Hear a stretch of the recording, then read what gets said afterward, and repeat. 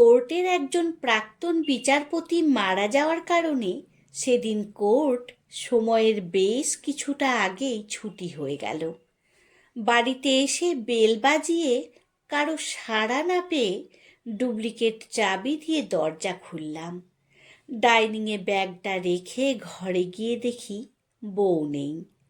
কি মনে হতেই পাশেই মায়ের ঘরে গেলাম।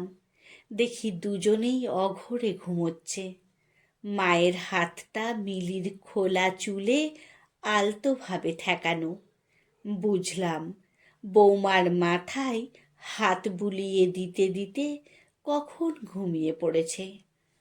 পায়ের কাছে পড়ে থাকা চাদরটা দুজনের গায়ে হালকা করে টেনে দিয়ে মৃদু হেসে আমি ঘর থেকে বেরিয়ে এলাম। একই সঙ্গে সেরা এবং আনকমন দৃশ্য। মনটা এত হালকা লাগছে, এত আনন্দ হচ্ছে, মনে হচ্ছে পৃথিবীতে আমার চেয়ে সুখী মানুষ আর কেউ নেই। সব বিবাহিত পুরুষ বোধহয় এই দৃশ্যটা মনে মনে ভেবে রাখে, কিন্তু আফসোস বেশিরভাগ জনেরই সেটা বাস্তবে দেখার আর সৌভাগ্য হয় না। বছর দুয়েক আগে আমারও পরিস্থিতিটা ছিল একেবারে অন্যরকম। আমি অভিক। 5 বছর আগে যখন ল পাস করে হাইকোর্টে অ্যাডভোকেট হিসেবে প্র্যাকটিস শুরু করলাম, তার বছর 3 পর দেখে শুনে মিলির সঙ্গে আমার বিয়ে হলো। মূলত মার পছন্দেই মিলিকে আমার লাইফ পার্টনার হিসেবে ভাবা হয়েছিল। তবে মিলি আর আমার মধ্যে সব বিষয়ে ভালোই বোঝাপড়া ছিল। মিলিকে আমি বড্ড ভালোবাসি। আমার ছোটবেলায় বাবা মারা যাওয়ার পর একা মায়ের কাছে মানুষ হওয়া আমি মা বলতে পৃথিবীই বুঝি। একটি পুরুষের জীবনে 2 প্রিয় নারী হল তার মা এবং স্ত্রী, কিন্তু তাদের মধ্যে যদি বনিবনা না হয়, পুরুষটার যে কী অবস্থা হয় একমাত্র যার হয় সেই জানে। ছেলের বিয়ে বিয়ে করে পাগল হওয়া মাই বিয়ের কিছুদিন পর থেকে অদ্ভুত আচরণ শুরু করলো। তার কেবলই মনে হতো মিলি আর তার বাড়ির লোকজন বোধহয় তার একমাত্র সম্বলকে তার কাছ থেকে দূরে নিয়ে যাচ্ছে। একদিন মজা করে মিলিকে বলেছিলাম, 2 মাস হতে চলল বিয়ে হয়েছে এখনও, কিন্তু তোমার হাতে রান্না খাওয়ার সৌভাগ্য আমার হলো না। মিলি মুখটা শুকনো করে উত্তর দিয়েছিল, তোমার মা আমাকে রান্নাঘরে যেতে দেন না, তোমার টিফিন বানাতে দেন না, তোমার জামা কাপড় কাচা আয়রন কোনোটাই করতে দেন না। উনি একা একা হয়তো পেরে ওঠেন না, রেগে যান, ক্লান্ত হয়ে পড়েন, তবুও জেদ করে উনি আমাকে তোমার কোনো কিছুতেই হাত দিতে দেবেন না। বলিনি, তবে আমার খুব খারাপ লাগে মনে। বুঝেছিলাম এতদিন এক হাতে আগলে রাখা মা ছেলের বিয়ের পর অস্তিত্ব সংকটে ভুগছেন।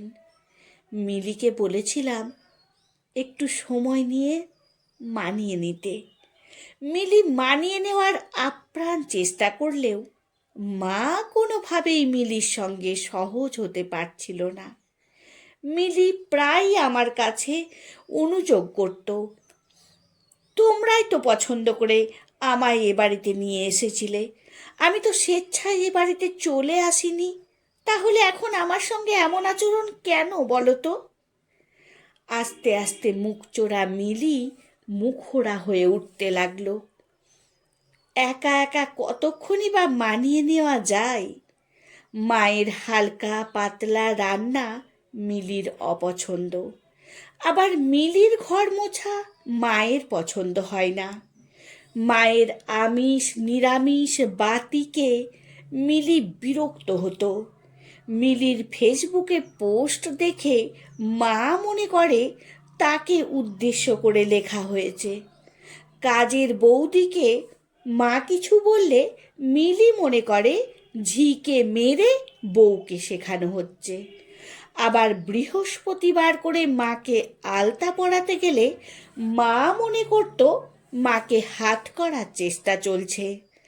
এইভাবেই কারণে অকারণেই অশান্তিতে কেটে গেল 1.5 বছর। 6 মাস আগের কথা, সেদিন সকালে বাথরুম পরিষ্কার নিয়ে সে কি ঝামেলা। মিলি বলল, কদিন ওপর আর নিচের ঘরগুলো গুছিয়েছি, এত ব্যস্ত ছিলাম একদম সময় পাইনি, আজ স্নানের সময় করে দেব। মা সেই শুনে, থাক, করতে হবে না, আমিই করে দিচ্ছি বলে জেদ করে বাথরুম পরিষ্কার করতে গিয়ে ডান পাটা ভেঙে বসলো। আমি তখন কোর্টে, খুব জরুরি একটা মামলার শুনানি চলছে। এদিকে বোনের বর দুজনেই মাধ্যমিক পরীক্ষার হলে অন ডিউটি। কয়েকশো বার ফোন করে আমাদের কাউকে না পেয়ে মিলি গাড়ি ডেকে মাকে নিয়ে হাসপাতালে যাই এবং ইমার্জেন্সির যাবতীয় টেস্ট ট্রিটমেন্ট করিয়ে প্লাস্টার করাই।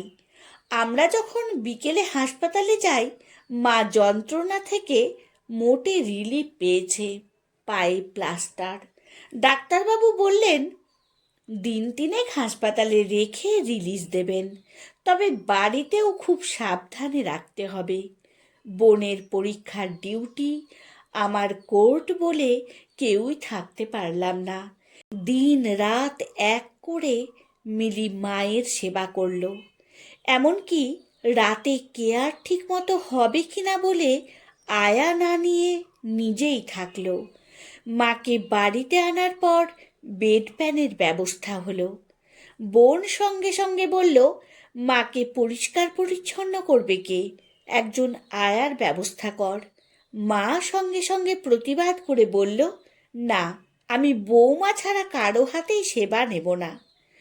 বাবু, তুই বরং একটা রান্নার লোক রাখ, মেয়েটা এত কিছু পেরে উঠবে না। তারপর বোনের দিকে তাকিয়ে বলল, মিলি হয়তো বলতেই পারে, ঠেলায় পড়ে এখন আমার কাছে কেন? সত্যি, আমরা যার থেকে সেবা নেওয়ার আশায় বসে থাকি তার পিঠেই কিল মারতে দুবার ভাবি না।